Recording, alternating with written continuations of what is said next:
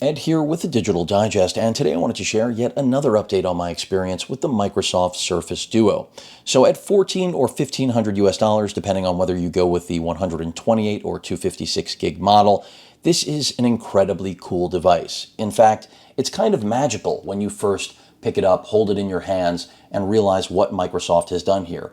At a little under 9 ounces, you have two 5.6-inch AMOLED displays that offer you the ability to truly multitask in the same way that Windows users like myself have, at least in my case, for over a decade used multiple displays connected to their PC. So conceptually, it's a home run, and no one else has really gotten that quite right. Yes, we have folding phones from Samsung, but you don't have two displays. Of course, software could make it two displays, but they still don't have this span. And from a design standpoint, the build quality here is exceptional. It's so clean. Again, it doesn't seem like a real product. The 360-degree hinge is made incredibly well, and these are all very good things for a first-gen product. Of course, it isn't perfect like anything else out there, and if you saw my update, you knew I was very frustrated by it, and that's because I just expected more from the Surface team. Because yes, while the build quality and design are very good and it feels great in the hand, it leaves a lot to be desired in the overall experience. Now, as a phone, so far I've found that this is really just too large for me personally in terms of the width. And holding this to your head, it works, don't get me wrong, but it is a bit bizarre. Does that mean I won't get used to it? No, I may get used to it. And it's just a matter of time. When you have it in this position, the other display is black, as you can see, and it offers you the ability to double tap to switch it. Now, sometimes that works and sometimes it does not. This is one of the many bugs you'll encounter if you decide to purchase one of these devices, which I can tell you now, I don't recommend it. It doesn't mean that if you have the income to throw away, you shouldn't have fun. Go and do it. I mean, be my guest. But there was a reason I was so frustrated the other day. I had a lot of users tell me this is not a device targeted at me, at YouTubers like me. I don't know what world you're living in, but if someone like me doesn't enjoy using this device, God help the rest of you. I say that because, as I mentioned, I've been using multiple displays for years. Right now I have a triple setup, 48 in the center, two 27s on the side in portrait mode. It is a productivity powerhouse connected to a PC that's a powerhouse. So I welcome this innovative push, but the hardware and software do hold this device back. Now, I haven't mentioned what this phone doesn't have, and there is a pretty big laundry list for a flagship device. And if you don't think this is a flagship device, you're living on another planet. I mean, the build quality and the Surface brand only speak to flagship. And at 14 or 1500 before tax, the fact that this doesn't have wireless charging, the fact that this doesn't have NFC, the fact that this doesn't have an IP rating, meaning water or dust resistance, those all rub me the wrong way. There's no question about it. But I could look past all of it if this did exactly what the Surface team set out to do, which was give you a true multitasking wizard, if you will. Now, the reason it can't is because this is operating on Android 10, and it just really doesn't support dual screen. And I know a lot of you thought that my frustration only was in launching the app drawer, which you just saw even had a problem, and that's one of the issues. The touchscreen sensitivity and the haptic feedback seem to be pretty bad on this device. A lot of you suggested that I change the gestures over to having the traditional Android on-screen buttons. I did that. It helps, no question about it. But the fact of the matter is that the app drawer can launch from the bottom swipe, even if that's not intended. And right out of the box, if I have an issue, a learning curve, I don't have a problem with that. But the bugs mixed in, it's like a little pepper, a little salt of crap, it amounts to a lot. So yes, the app drawer, again, you saw it was a hit or miss affair, and then the home button there. Sometimes it works, sometimes it doesn't. Saying it's not perfect is almost being too kind to it. The other thing you have to keep in mind with the dual screen capability is that no apps, there are very few that are actually optimized to leverage this. So opening something like Gmail, you're not going to be able to browse your mail and then have an open email on the other side. You can do that inside of Outlook because that's what Microsoft made sure of, that their 365 suite that's on here does work with both. And for example, if you use their Edge browser, you can have two instances of Edge open, which is certainly good. I mean, this is the idea of multitasking, right? Is that you have both screens being utilized, because if at the end of the day you end up only using one, then it is incredibly awkward and it is a power drain.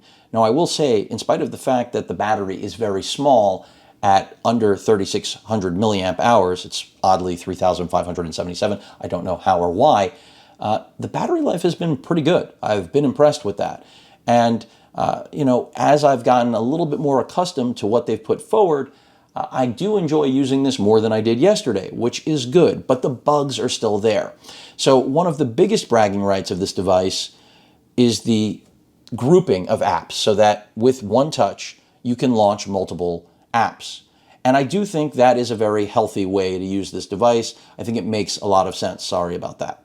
But even with that said, the bugs that I've been running into are pretty bad. And I really hope that Microsoft can rectify those with software, because if they can't, we are looking at a bit of a dead on arrival device.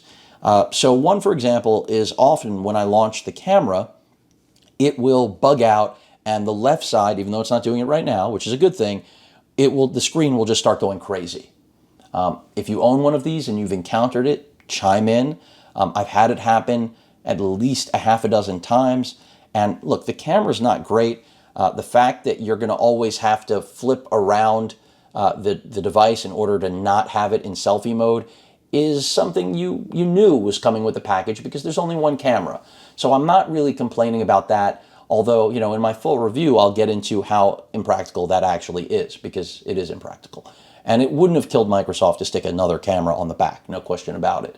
But the camera's overall quality is pretty bad. What is cool, though, and this is something that you can, didn't mean to do that. This is something that you can do, of course, with something like the Z Fold, is that if you put it into the dual screen mode, the full screen rather, you do then have a gallery here on the side. Now, I've deleted some images that I took.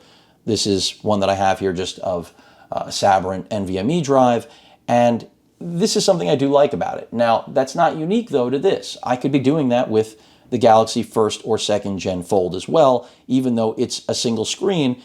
Software obviously can be written in order to use it as two displays. It's not as wide as this, so for dual screen capability, that single screen on the Z Fold Gen 1 or 2 isn't going to have the same overall capability that this has. And that's something that I think, again, Microsoft deserves credit for. This is where it can do things well. And right now, it seems to be behaving itself, but often it will have a mind of its own. The gestures, again, and the touchscreen sensitivity and feedback seem to be where the problems prop up. So sometimes, as you know, the actual home button here acts as your button to literally not resize, but move things from screen to screen, span it full screen across both. Often when you're using that, and that's one of the reasons I did away with the gestures, it will interpret what is clearly not an attempt to get rid of it as an attempt to get rid of it. So sometimes when you are just trying to move it from one side to the other, when it's in the gesture mode out of the box, it'll actually just close the application. Now, once you put the Android buttons on, that's not going to happen. So that's a good thing. That bug, for the most part, disappears. It still props up occasionally, though, where I'm not trying to dismiss an application that I've opened and it closes on its own.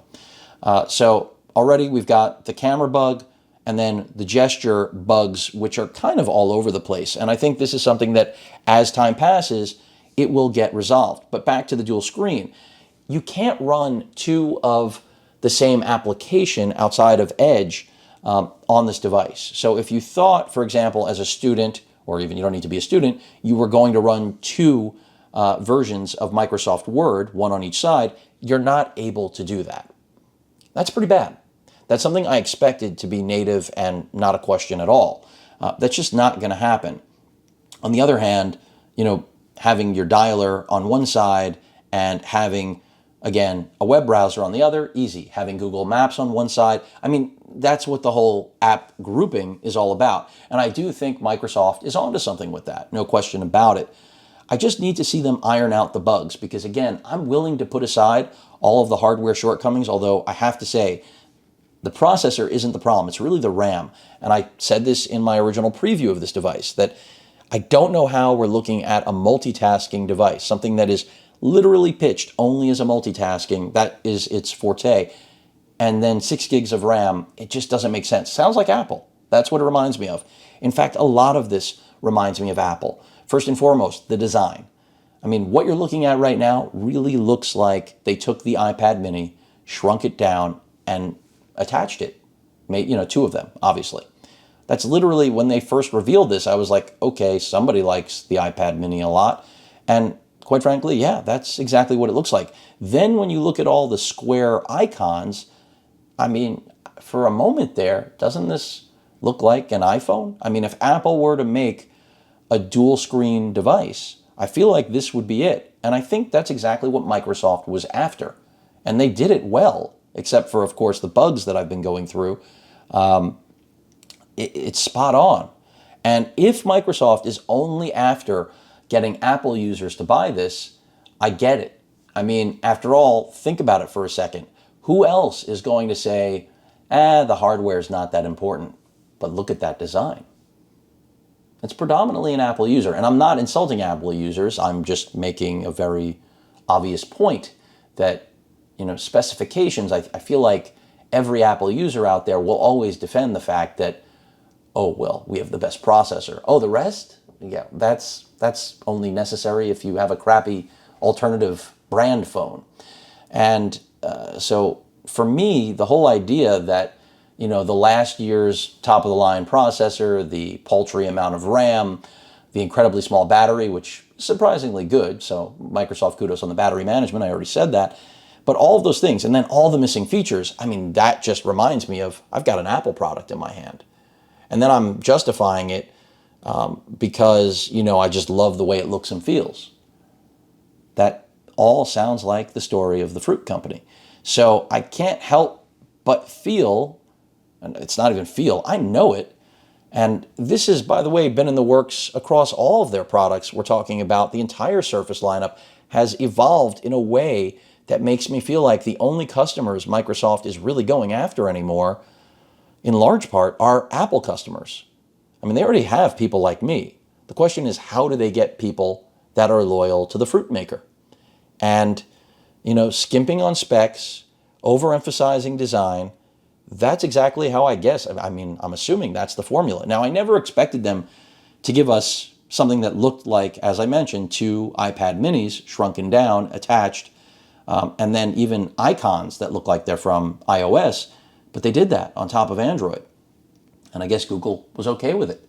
After all, this is a pretty big partnership. So just food for thought. I mean, that's what I feel like here. I can't help but feel like if this wasn't from Microsoft, if you just put it in my hands and there was no branding and I didn't know what operating system, at first glance, I'd be like, all right, Apple came out with a dual screen device. Because that's exactly what it looks like and what it reminds me of. And the justification for all of the missing specifications, well, that's how we made it so thin, that also is kind of an Apple-esque move. I mean, you write off technology that's been standard for 5 years by saying, we couldn't have made it this thin. I have to tell you something, Microsoft.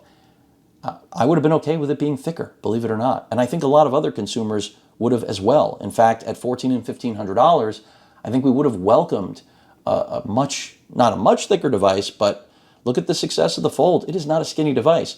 And in fact, I will point to a moron that I'll never forget. When I first showed this person my Z Flip, their first piece of input was, whoa, that's really thick. Guess what? They were an Apple user. And they're the type of user that thinks that Apple is the only benchmark. Now, don't get me wrong, Apple is a benchmark, but you have to put that benchmark in context. And if you do not look at things from any other perspective, well, looks like they have definitely got those Apple users because, after all, look at how thin this device is. I mean, the device actually, when closed, is the same thickness, a little thinner than my Z Flip. And it's basically the same thickness, a little thinner, than my Note 20 Ultra. Of course, the case makes it a little bit thicker. A lot of people have been pointing out that it's only a little bit thicker than the USB Type-C port, which is correct. I mean, look at the Type-C port, look how much room there is. And yeah, this is impressive stuff, but it's not impressive if the device, is underwhelming. So again, design perspective, build quality, incredibly clean. I mean, how much cleaner could it be? I guess that'll be up to Apple to try to one-up, and I don't think Apple will be able to. I mean, Apple hasn't one-upped anybody in a long, long time, so I don't expect them to all of a sudden pull something magical out of their ass at this point. But I have to reiterate, this just reminds me in every way, shape, and form of an Apple product. At first, I wanted to keep that thought out of my mind because anyone who follows my channel knows that I do not entertain Apple products at all. I think they're a detriment to the business. Once upon a time, they were the complete opposite. They were the revolution. Now they are, I was looking for a good rhyme there on the fly, I don't have it, but they are the opposite of revolutionary at this point. And this product at face value seems revolutionary, but again, when you start to realize that so few apps can actually make use of the dual screen, and you must be married to Microsoft's own 365 suite to even just get the initial out-of-the-box experience, that marriage to work well, the underwhelmingness just sinks in at a level that's unimaginable. Now, the single mono speaker, it's bad. Just like the camera's bad, but it works. It's functional. You know, making calls on here, I haven't had anybody tell me that they can't hear me and I can hear them, so it works. And, you know, for me personally, this whole 365-degree hinge, it's good, but it's not the be-all. It just isn't. I mean, I think it's a great alternative device to have, but it is not something that I need. So in their design, you needed to have it because, well, they weren't putting a camera on the back. And they also knew that it was impractical to always have it open. And they also knew they put no external display on this device, which that was one of my biggest critiques out of the gate on my preview video, was how do you make a device like this that's all about productivity and you don't have a way to know if you have a notification other than it emitting a noise? And I still take issue with that. I mean, I'm all for the clean design, but come on, there has to be a meeting of form and function, right? This device doesn't deliver that so far. So again, I know a lot of you were harping on me launching the app drawer and doing it from here, which, by the way, the fact that it ever even can work from there is part of the problem. If out of the box it was impossible to do, now it's acting like it's impossible, I would have never been prone to do it. I would have probably done that naturally at some point, right? After I vented to all of you. But the real problems aren't with the app drawer. It's, like I said, just the gestures in general having a bit of a mind of their own. And I'm all for the ability to do what this phone is capable of. I mean, this is a step in the right direction. Anyone who has the balls to try to reinvent the game, I'm with you. I'm on that ride. But if the ride makes you throw up, that's not a ride I want to get on again. If the ride is amazing, you're on to something. So I want to believe that there's going to be a second gen and that the bugs I'm talking to you about with the camera, with the gestures having a mind of their own, that they're going to go away. I'm hoping they go away with this gen. And I'm hoping the second generation gives us all the things that I've mentioned it's missing and that everyone mentions it's missing, which is even a one-line readout on the external, which is one at least camera on the back of the device so that, you know, going to shoot a picture doesn't become a project. Wireless charging, the 5G has to come, right? I mean, this was the last year you could get away without 5G because now most manufacturers are making 5G standard on flagship and only offering non-5G on budget phones. And the specs here in 2020 do read, outside of the design and displays, like a budget phone. I mean, I can't pretend for Microsoft. I can't do it. I love Microsoft, but I can't do that. I'm not full of shit. I never will be, at least in the mornings. So What it boils down to, at least right now, is that I do like this device a lot more today than I did yesterday. But even with the fact that, the launcher is behaving normally because I'm doing it right, and because now I have traditional Android buttons, I have a way to manage this device that was unruly, relying only on gestures. I'm still completely torn on it because I love the design, I love the look and feel, but I can't help but at the end of the day feel like this is really aimed at Apple users in the guise of that it's aimed at PC users that want that same dual screen goodness. But basically with the look and feel of what Apple makes, all on top of Android, and also the way Apple screws people in terms of value. And when I say value, I don't mean that I need to have a value. I don't. But I mean giving people, 3 gigs of RAM when phones already had 6 and 8, or even 2 gigs. I mean giving people LCDs at absurd prices on their phones when OLEDs had been standard for years with everyone else. I mean not having wireless charging until, 2018, when wireless charging existed in, 2010? So these are the head scratchers that come into my mind and bother me about the Surface Duo. And everyone else, again, that said that this is not designed for people like me, I don't know what world you're living in. I guess it's designed for you. I don't know what else to say. If you think it's just for people who are in the stock market and, work on Wall Street, I don't know where you think I come from. If you think it's just for people that, like I said at the top of the video, have multiple displays, I don't know what you think I work on. So, yeah, I'm still really torn with this thing because it's beautiful, but it's just so half-baked. And that's why I called it an alpha product, not a beta. You can still call it beta if you want. And I'm not telling you that, don't go out there and spend your money and buy it. You can. You know that already. But I'll tell you right now, the more people that endorse this product, we're going sideways, folks. I mean, again, I want to see a second gen. I want all the updates. And I'm hoping I get a software update in my short time that I plan on spending with this thing, that's going to eliminate the bugs I've been mentioning. Because if I don't get that, this product's in deep, deep doo-doo. And that's just a fact of life. And I can't help but continue to feel like it is constantly a reminder of it's better than nothing. That's kind of becoming my motto with this device. The camera, it's better than nothing. The 2-screen experience, it's better than nothing in a world where the only other option to this is what LG's been doing for several years, which isn't really even a dual screen phone.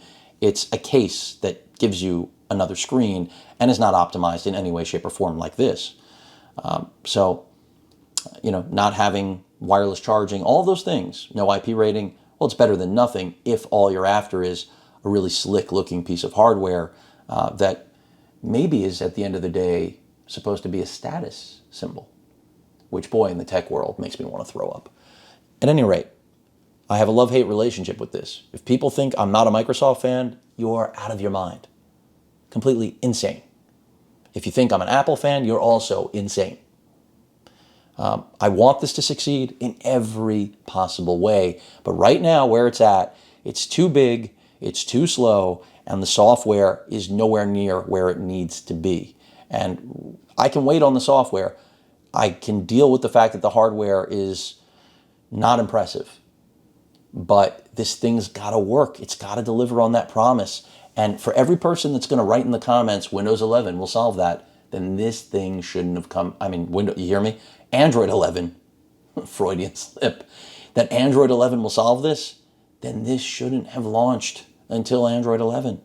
I can't help but feel like this was a huge money grab in the pandemic for everyone that was bored and looking for something new. And a lot of schmucks are going to buy this. And by the way, I'm not insulting you because you buy it. What you do with your money is your right. All right?